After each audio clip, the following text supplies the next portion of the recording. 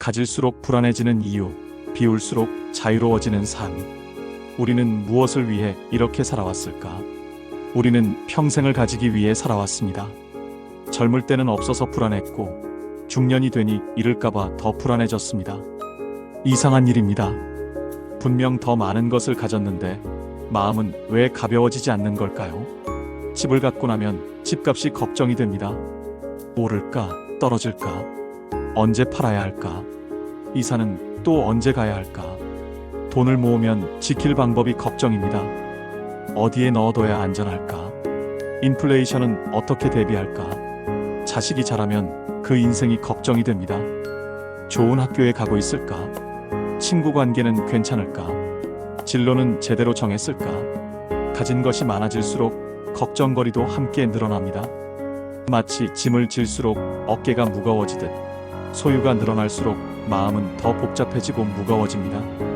우리는 이것을 성공이라고 배웠지만 정작 성공한 후의 삶은 예상했던 것과 많이 달랐습니다. 혹시 여러분도 이런 생각을 해본 적이 있으신가요? 나는 왜 이렇게 열심히 살았는데 아직도 편하지 않을까?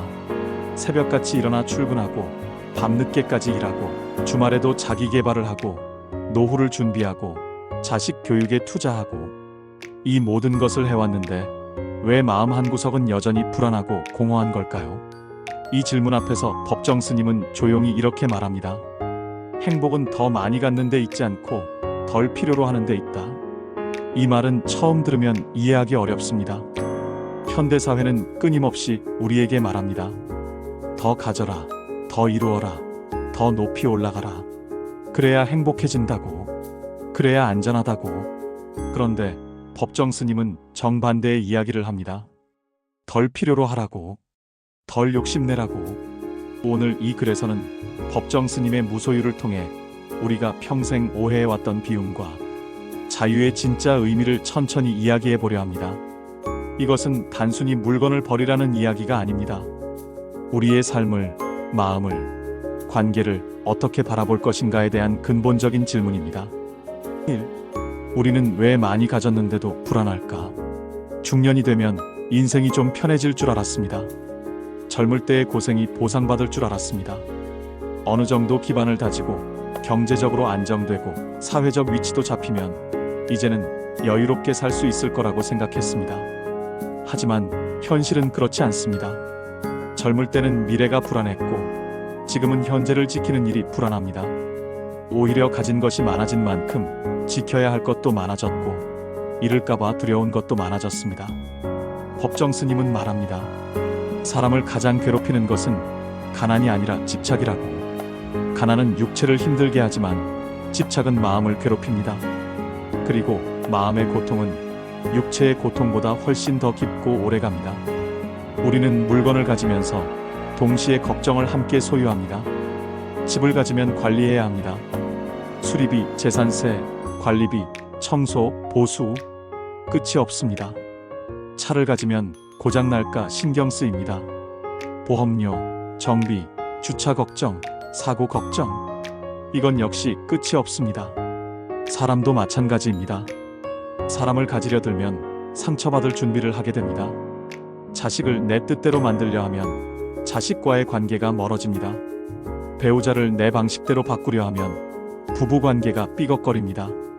친구를 내 편으로 만들려 하면 우정이 계산적으로 변합니다. 문제는 우리가 소유한다고 생각했던 것들이 어느 순간부터 우리를 소유하기 시작한다는 점입니다. 우리는 집을 가졌다고 생각하지만 실제로는 집이 우리를 붙잡고 있습니다. 우리는 직장을 가졌다고 생각하지만 직장이 우리의 시간과 에너지를 모두 가져갑니다. 우리는 돈을 가졌다고 생각하지만 돈에 대한 걱정이 우리를 지배합니다. 법정 스님은 묻습니다. 그것이 정말 당신의 것입니까? 아니면 당신이 그것의 것입니까? 이 질문은 나이가 들수록 더 아프게 다가옵니다. 우리는 이미 너무 많은 것을 어깨에 짊어진 채 살아가고 있기 때문입니다. 그리고 그 무게가 때로는 숨을 쉬기조차 힘들게 만듭니다. 돌이켜보면 우리는 자유로워지기 위해 많은 것을 가지려 했습니다. 경제적 자유, 시간적 자유, 선택의 자유. 그런데 아이러니하게도 많이 가질수록 오히려 덜 자유로워졌습니다. 선택지가 많아질수록 결정은 더 어려워졌고, 가진 것이 많아질수록 놓칠 것에 대한 두려움도 커졌습니다. 어쩌면 우리는 처음부터 방향을 잘못 잡았는지도 모릅니다. 자유는 더 많이 가지는 데서 오는 것이 아니라 덜 필요로 하는 데서 오는 것인지도 모릅니다. 이 무소유의 본질 버리라는 말이 아니다. 무소유라고 하면 많은 사람들이 오해합니다. 모든 것을 버리고 산속으로 들어가라는 말이라고, 스님처럼 살라는 말이라고, 세상과 단절하라는 말이라고. 하지만 법정 스님의 무소유는 극단적인 포기가 아닙니다. 그가 말한 무소유는 소유하지 말라가 아니라 소유에 매이지 말라는 뜻이었습니다. 이 차이는 매우 중요합니다. 집이 필요하면 집을 가져도 됩니다. 차가 필요하면 차를 가져도 됩니다. 돈이 필요하면 돈을 벌어도 됩니다. 다만 그것에 마음까지 묶이지 말라는 것입니다. 필요한 만큼 쓰되 그것에 집착하지 말라는 이야기입니다. 있으면 감사히 쓰고 없으면 없는 대로 살아가라는 것입니다. 가졌을 때 교만하지 말고 잃었을 때 절망하지 말라는 것입니다. 법정 스님은 작은 방, 몇 권의 책, 단출한 생활을 했지만 그 삶은 결코 초라하지 않았습니다. 오히려 그는 나는 부족해서가 아니라 더 이상 필요하지 않아서 이렇게 산다고 말했습니다. 이 말 속에는 깊은 자유가 있습니다. 부족해서 못 가진 것과 필요하지 않아서 안 가진 것은 완전히 다릅니다. 전자는 결핍이지만 후자는 선택입니다. 전자는 어쩔 수 없는 것이지만 후자는 주체적인 결정입니다. 무소유란 비워서 괴로운 삶이 아니라 비워서 가벼운 삶입니다. 덜 가졌기 때문에 불행한 것이 아니라 덜 짊어졌기 때문에 자유로운 것입니다. 생각해 보세요. 여행을 갈 때 가방이 가벼우면 걷기가 편합니다. 반대로 가방이 무거우면 멀리 가지도 못하고 금방 지칩니다. 인생도 마찬가지입니다. 너무 많은 것을 짊어지면 앞으로 나아가기가 힘듭니다. 무소유는 가난을 미화하는 것이 아닙니다. 오히려 진정한 풍요를 추구하는 것입니다. 물질적 풍요가 아니라 정신적 풍요를, 외적인 화려함이 아니라 내적인 평화를, 남에게 보여주기 위한 것이 아니라 스스로 만족할 수 있는 것을. 법정 스님은 이렇게도 말했습니다. 소유가 많아질수록 우리는 소유물의 노예가 된다. 우리는 주인이 되려고 많은 것을 가지지만 결국에는 그것들을 관리하느라 노예처럼 살게 됩니다. 무소유의 핵심은 단순함입니다. 복잡한 것을 단순하게, 많은 것을 적게, 무거운 것을 가볍게. 이것은 삶의 질을 높이는 가장 확실한 방법입니다. 3. 우리를 가장 괴롭히는 것, 놓치지 않으려는 마음. 중년의 불안은 대부분 놓칠까봐 생깁니다. 돈을 잃을까봐, 지위를 잃을까봐, 건강을 잃을까봐, 자식이 잘못될까봐, 배우자가 변할까봐, 과거의 영광이 사라질까봐. 젊을 때는 없는 것이 두려웠다면 나이가 들수록 잃는 것이 두렵습니다. 이것은 어떤 면에서 더 고통스럽습니다. 한 번도 가져보지 못한 것에 대한 아쉬움보다 가졌다가 잃는 것에 대한 공포가 더 크기 때문입니다. 하지만 법정 스님은 말합니다. 붙잡는 한 우리는 괴롭다. 우리가 붙잡고 있는 것들은 사실 우리를 쉬게 하지 않습니다. 오히려 밤마다 생각하게 만들고 마음을 조급하게 만듭니다. 주가가 오르내릴 때마다 가슴이 철렁하고 자식의 시험 성적에 일희일비하고 직장에서의 평가에 예민해집니다. 문제는 이런 집착이 실제로 그것들을 지키는데 도움이 되지 않는다는 점입니다. 돈을 걱정한다고 돈이 늘어나지 않고 자식을 염려한다고 자식이 잘 되지 않습니다. 오히려 과도한 집착은 관계를 해치고 판단을 흐리게 만듭니다. 법정 스님은 놓아버린다는 것은 포기하는 것이 아니라 스스로를 살리는 일이라고 했습니다. 이 말은 인생의 절반을 지나온 우리에게 더욱 깊이 와닿습니다. 놓아버린다는 것은 무책임해지라는 말이 아닙니다. 최선을 다하되 결과에 집착하지 말라는 것입니다. 노력은 하되 통제하려 들지 말라는 것입니다. 관심은 가지되 소유하려 하지 말라는 것입니다. 자식을 예로 들어봅시다. 부모는 자식을 위해 최선을 다해야 합니다. 교육시키고 보살피고 좋은 환경을 만들어주려 노력해야 합니다. 하지만 자식의 인생을 부모가 결정할 수는 없습니다. 자식의 선택을 존중하지 않고 부모의 뜻대로만 하려 들면 자식은 질식할 것입니다. 진정한 사랑은 놓아주는 것입니다. 믿고 기다리는 것입니다. 내 방식이 아니라 그 사람의 방식을 인정하는 것입니다. 돈도 마찬가지입니다. 돈은 중요합니다. 생활에 필요하고 노후를 준비해야 합니다.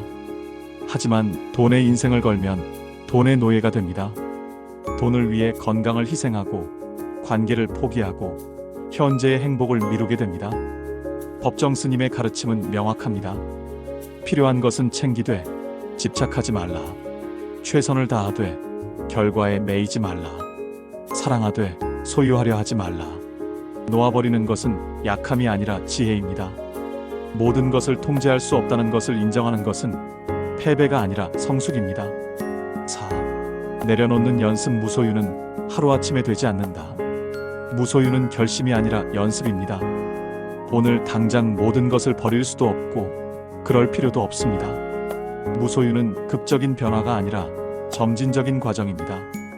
단 하나라도 괜찮습니다. 쓰지 않는 물건 하나, 굳이 증명하지 않아도 되는 자존심 하나, 기대하지 않아도 되는 관계 하나. 법정 스님은 하루에 하나씩 내려놓아 보라고 말합니다. 오늘은 옷장에서 입지 않는 옷 하나를 정리해 보세요. 내일은 책장에서 다시 읽지 않을 책 하나를 나눠주세요. 모레는 마음속 원망 하나를 내려놓아 보세요. 이렇게 작은 것부터 시작하는 것이 중요합니다. 거창한 결심은 오래가지 못합니다.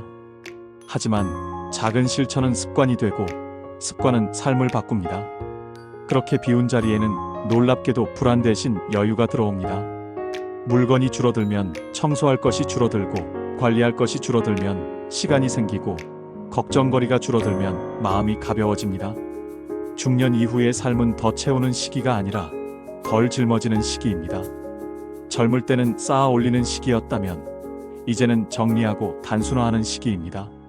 이제는 속도를 줄여도 괜찮습니다. 남들보다 느리게 가도 괜찮습니다. 비교하지 않아도 괜찮습니다. 이미 우리는 충분히 빨리 달려왔습니다. 내려놓는 연습에는 여러 단계가 있습니다. 첫째, 물질을 내려놓는 연습입니다. 집안을 둘러보세요. 얼마나 많은 것들이 그저 공간만 차지하고 있습니까? 1년 동안 한 번도 쓰지 않은 물건들을 정리해 보세요. 처음에는 아깝게 느껴지겠지만 막상 치우고 나면 공간이 넓어지고 마음도 시원해집니다. 둘째, 관계를 내려놓는 연습입니다. 모든 사람과 좋은 관계를 유지할 필요는 없습니다. 나를 힘들게 하는 관계, 일방적으로 주기만 하는 관계, 의무감으로만 유지되는 관계는 정리해도 됩니다. 진정한 관계는 소수로도 충분합니다. 셋째, 생각을 내려놓는 연습입니다. 과거의 후회, 미래의 걱정, 남의 시선, 완벽해야 한다는 강박, 이런 생각들이 우리를 가장 많이 괴롭힙니다. 하지만 이것들은 대부분 우리가 만들어낸 환상입니다. 일어나지도 않은 일을 걱정하고 바꿀 수도 없는 과거를 후회하며 현재를 낭비하고 있습니다. 넷째, 욕심을 내려놓는 연습입니다.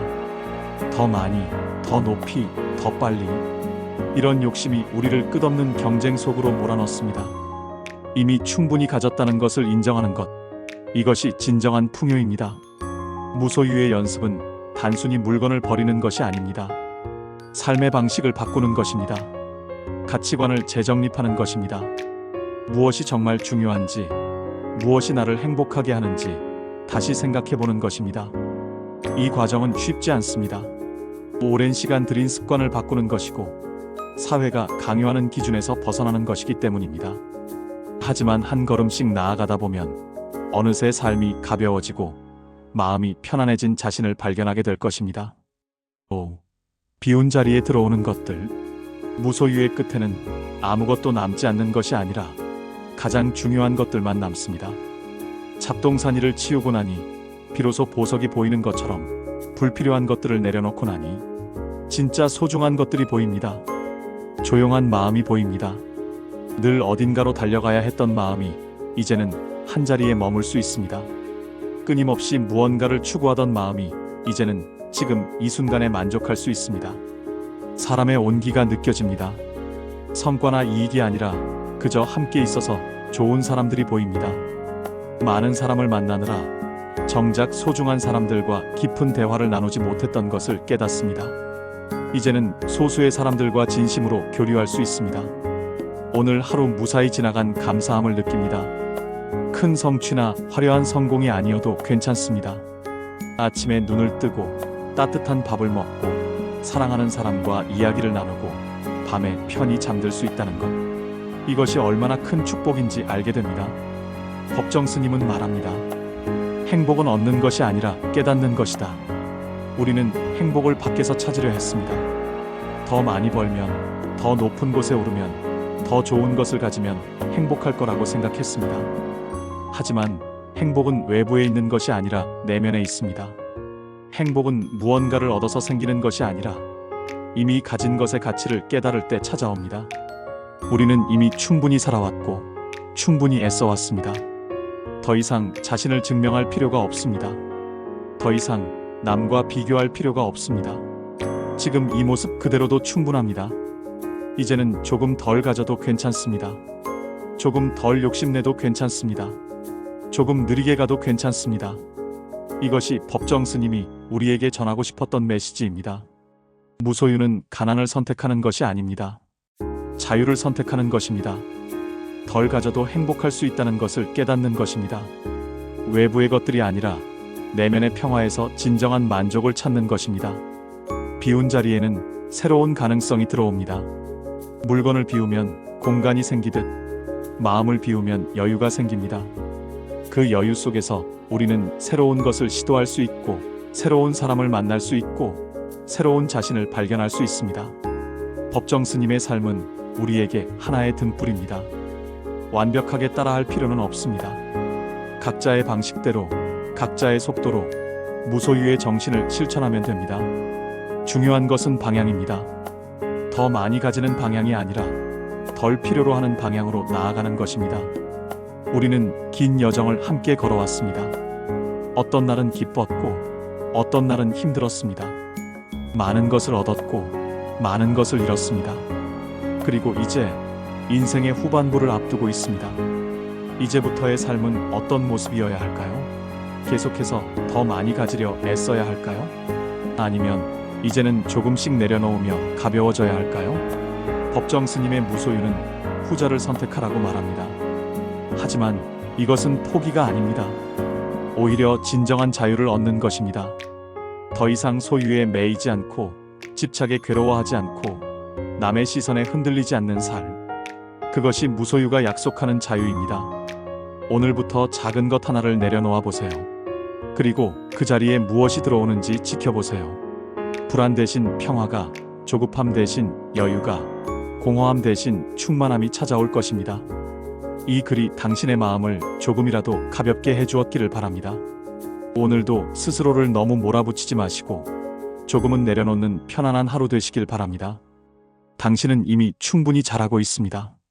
이미 충분히 가지고 있습니다. 이미 충분히 소중한 사람입니다. 이것을 잊지 마세요. 행복은 더 많이 갖는 데 있지 않고 덜 필요로 하는 데 있다.